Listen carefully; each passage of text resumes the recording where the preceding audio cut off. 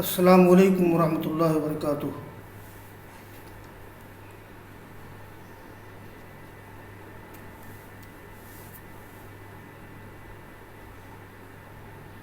کل جو حدیث پڑھی تھی باب و حدیث بنی نذیر کے سلسلے میں، ایک لمبی حدیث اور اس کا ترجمہ کیا تھا، اس کا ایک حصہ باقی رہ گیا تھا، اور یہ ہے قال فحدثت هذا الحدیث عروۃ بن الزبیر فقال صدق مالک بن اوس۔ یہ ابن شہاب زہری رحم اللہ کے حوالے سے جو حدیث گزری تھی، حدثنا ابو الیمان قال اخبرنا شعیب عن الزہری قال اخبرنی مالک بن اوس بن حدثان النصری ان عمر بن الخطاب،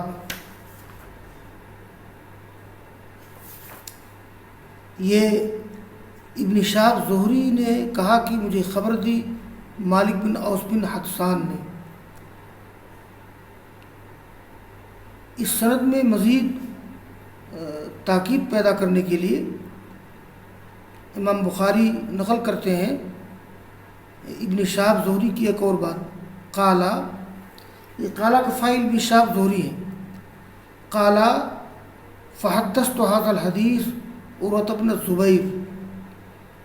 یعنی میں نے یہ حدیث عروہ بن زبیر سے ذکر کی، تو عروہ نے کہا کہ صدقہ مالک بن اوس، یعنی مالک بن اوس نے صحیح کہا۔ تو ابن شہاب زہری نے جو روایت امام مالک سے لی ہے، مالک بن انس سے لی ہے، ابن شہاب زہری نے جو روایت مالک بن اوس بن حدثان سے لی ہے، تو اس کی مزید تائید و توثیق کے لیے ابن شہاب زہری کی بات امام بخاری نے نقل کی ہے کہ وہ کہتے ہیں کہ فحدثت هذا الحدیث عروۃ بن الزبیر، میں نے یہ حدیث عروہ بن زبیر سے بیان کی، تو انہوں نے کہا کہ مالک بن اوس صحیح کہہ رہے ہیں۔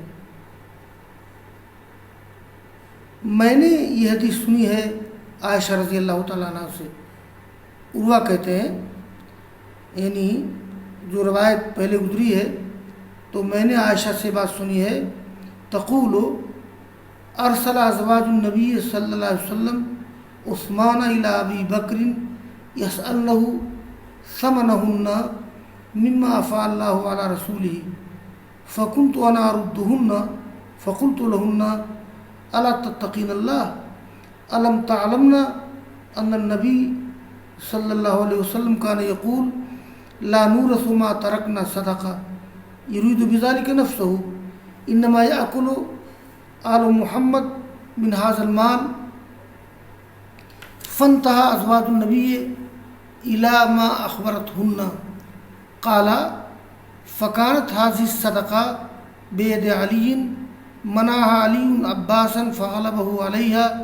ثم كان بيد حسن بن علي ثم بيد حسين بن علي ثم بيد علي بن حسين وحسن بن حسن كلاهما كان يتداولانها ثم بيد زيد بن حسن وهي صدقة رسول الله صلی اللہ علیہ وسلم حقا۔ جو گزشتہ روایت ذکر کی گئی تھی کہ عمر بن خطاب رضی اللہ تعالیٰ عنہ کے پاس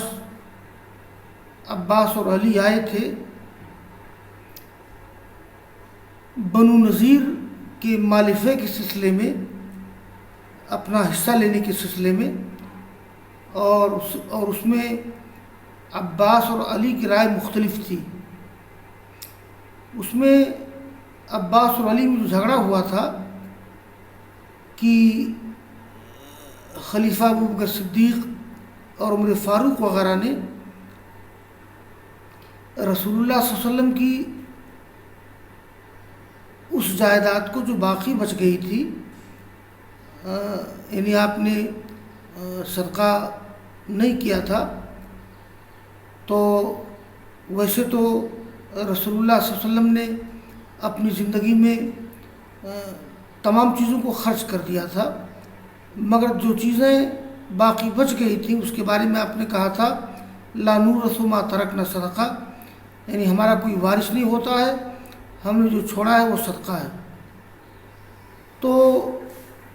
مال فدق ہو یا خمس خیبر ہو یا یہ بنو نذیر سے جو چیز ملی تھی مال فے کی شکل میں، تو آپ کے بانٹنے سے جو چیز باقی بچ گئی تھی آپ کی ملکیت میں، تو آپ نے اس کو صدقہ قرار دے دیا تھا۔ لیکن خلفائے راشدین نے کیا کیا کہ صدقہ کا مطلب یہ ہے کہ اس کی حیثیت سرکاری ملکیت کی ہے، تو اسے کسی کی ملکیت میں نہیں دیا جا سکتا ہے، البتہ بحیثیت والی بحیثیت نگراں کسی کو دے سکتے ہیں۔ تو بحیثیت والی و نگراں علی کو، فاطمہ کو اور لوگوں کو خلفائے راشدین نے دے دیا تھا۔ تو علی رضی اللہ تعالیٰ عنہ اس سلسلے میں عباس پر غالب آ گئے تھے، یہ ان کی مخاصمت تھی جس کا ذکر پہلے ہوا ہے۔ تو عائشہ رضی اللہ تعالیٰ عنہ کہتی ہیں کہ میں نے سنا رسول اللہ صلی اللہ علیہ وسلم سے، تو یہ فحدثت هذا الحدیث عروۃ بن الزبیر قال صدق مالک بن اوس انا سمعت، تو یہ عروہ بن زبیر نے مالک بن اوس کی تصدیق کی، جو واقعہ پورا ذکر ہوا ہے۔ اور عروہ کہتے ہیں کہ میں نے سنا ہے عائشہ رضی اللہ تعالیٰ عنہ سے کہ وہ کہتی تھی کہ نبی صلی اللہ علیہ وسلم کی بیویوں نے عثمان کو بھیجا ابو بکر کی طرف، یسألنہ ثمنہن مما افاء اللہ علی رسولہ، ان سے مطالبہ کرنے کے لیے اپنا حصہ اس مال فے سے جو اللہ تعالیٰ نے اپنے رسول کو دیا۔ اس سے ایک بات اور معلوم ہوتی ہے کہ رسول اللہ صلی اللہ علیہ وسلم کی جو جائیداد باقی بچ گئی تھی، تو اس کے بارے میں یہ حدیث لا نورث ما ترکنا صدقہ، یہ حدیث سب کو نہیں معلوم تھی۔ اگر یہ حدیث معلوم ہوتی علی کو، عباس کو، ازواج نبوی کو،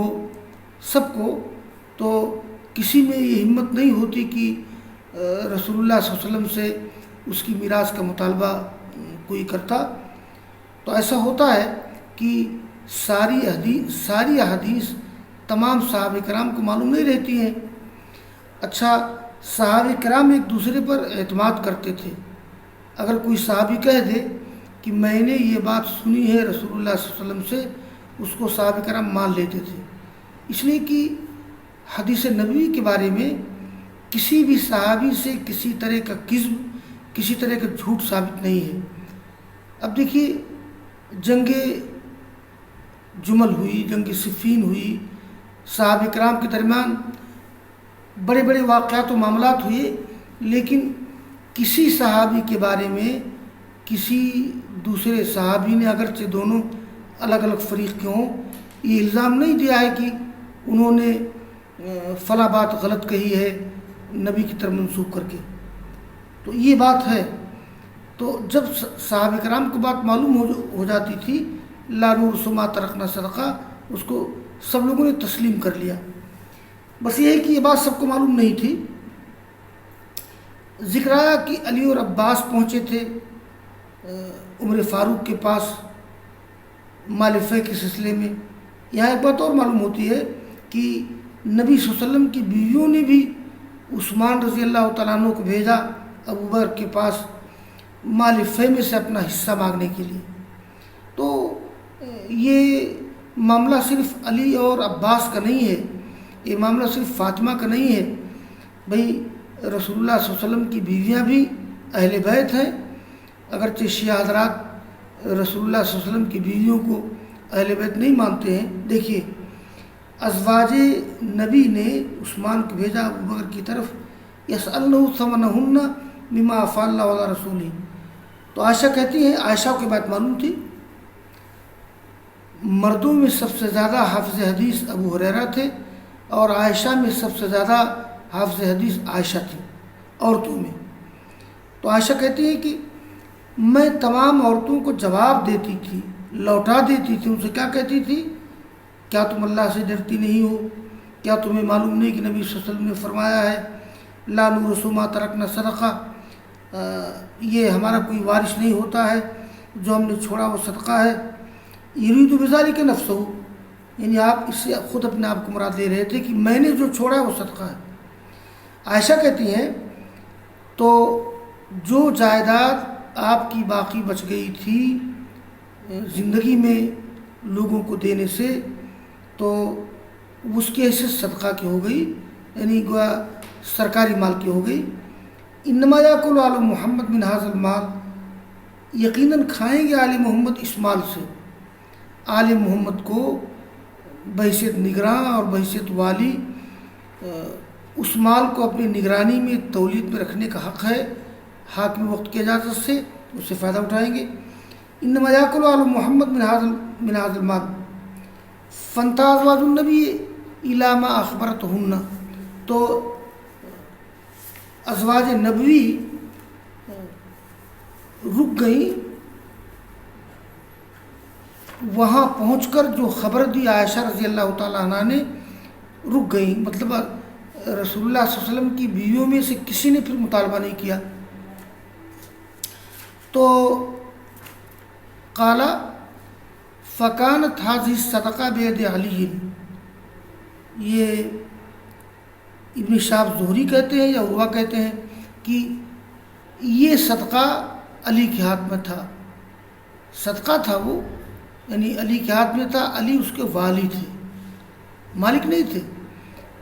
علی نے روک دیا اس سے عباس کو، اس پر غالب ہو گئے۔ یہی جھگڑا تھا علی اور عباس کا، جس کے تصفیہ کے لیے دونوں پہنچے تھے عمر فاروق کے ہاں۔ ثم کان بید حسین بن علی، پھر وہ حسن بن علی کے ہاتھ آ گیا، یعنی وہ ان کو ولایت مل گئی اس کی، پھر حسین بن علی کے ہاتھ میں، پھر علی بن حسین کے ہاتھ میں، علی بن حسین اور حسن بن حسن کے ہاتھ میں۔ کلاہما کان یتداولانھا، وہ دونوں علی بن حسین